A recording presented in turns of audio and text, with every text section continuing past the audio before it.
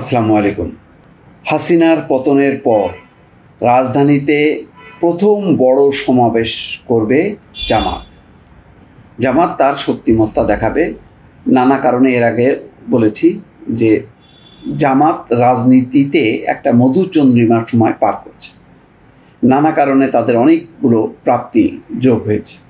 এই মুহূর্তে জামাত কারোর সাথে বিরোধে যাবে না, বরং এক ধরনের আপোষ মীমাংসার মধ্য দিয়ে তাদের একটা ভাবমূর্তি গড়ে তোলার চেষ্টা করবে। সাম্প্রতিক সময় তারা বলেছে, জামাতের আমির ডাক্তার শফিকুর রহমান, যে কেউ যদি নিজ দায়িত্বে শৃঙ্খলা বিরোধী কাজ করে দল তার দায়িত্ব নেবে না।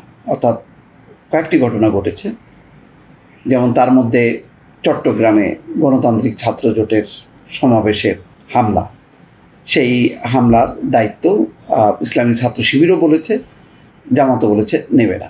14 গ্রামে বীর মুক্তিযোদ্ধার বাড়িতে হামলার ঘটনা ঘটেছে, সেই 14 গ্রামের গুণবতী ইউনিয়ন জামাত প্রভাবিত এলাকা।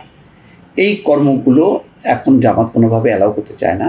তারা আগে তাদের নিজেদের একটি অবস্থান তৈরি করতে চায়। ইতিমধ্যে কিন্তু লাস্ট যে একটা রাজনৈতিক সংকট, সেই সংকটে কিন্তু তারা তাদের সেই অবস্থানটা তুলে ধরেছে। এবং অবস্থা এমনই যে ডক্টর মোহাম্মদ ইউনূস এবং বিএনপির মধ্যে এক ধরনের দুতিয়ালি করেছে। আবার যেহেতু সংকটটার আর একটা প্রান্তে ছিলেন সেনাপ্রধানের সঙ্গেও জামাতের শীর্ষ 2 নেতা সাক্ষাৎ করেছে। সব মিলিয়ে এক ধরনের অভিভাবক সুলভ তাদের অবস্থান নিশ্চিত হয়েছে। এখন সামনে নির্বাচন, এবং নির্বাচন কবে হবে না হবে সেই অনিশ্চয়তা নিয়ে একটা সংকটও তৈরি হয়েছে।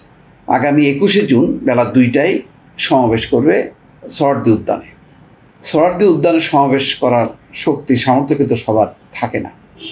সেটা হেফাজত ঘটাতে পারে, বিএনপি ঘটাতে পারে জামাত ইসলামী। আর অন্য দলগুলোর সেই অবস্থা নেই যে সোহরাওয়ার্দী উদ্যানের মতন বিশাল উদ্যান তারা ভরতে পারবে। তো জামাত যেহেতু সারা দেশে খুবই সংগঠিত, তারা সেটা পারবে। এবং এখানে তারা যে পরিকল্পনা করছে তাতে সমমনা রাজনৈতিক দলের নেতাদেরকেও তারা আমন্ত্রণ জানাবে।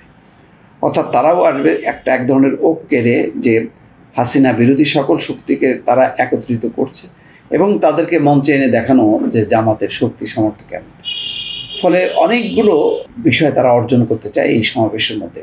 জামাত এখনও মনে করে যে তারা যদি একটা শক্তিশালী রাজনৈতিক জোট গঠন করতে পারে, তাহলে নির্বাচনে একটা ইতিবাচক মনোভঙ্গি আসবে ভোটারদের মধ্যে, এবং ভোটাররা তাদেরকে বিপুলভাবে ভোট দেবে এবং জামাত জয়যুক্ত হতে পারে। এই বিশ্বাস কিন্তু তাদের আছে যে তারা খুব পজিটিভলি যদি সমস্ত ধর্মীয় রাজনৈতিক দলগুলো এবং সেই সাথে কিছু গণতান্ত্রিক রাজনৈতিক দলকে যদি নিয়ে আসতে পারে তাদের জোটে, তাহলে এই জোট একটা বড় ফ্যাক্টর হবে এবং তারা নির্বাচনে জিততেও পারে।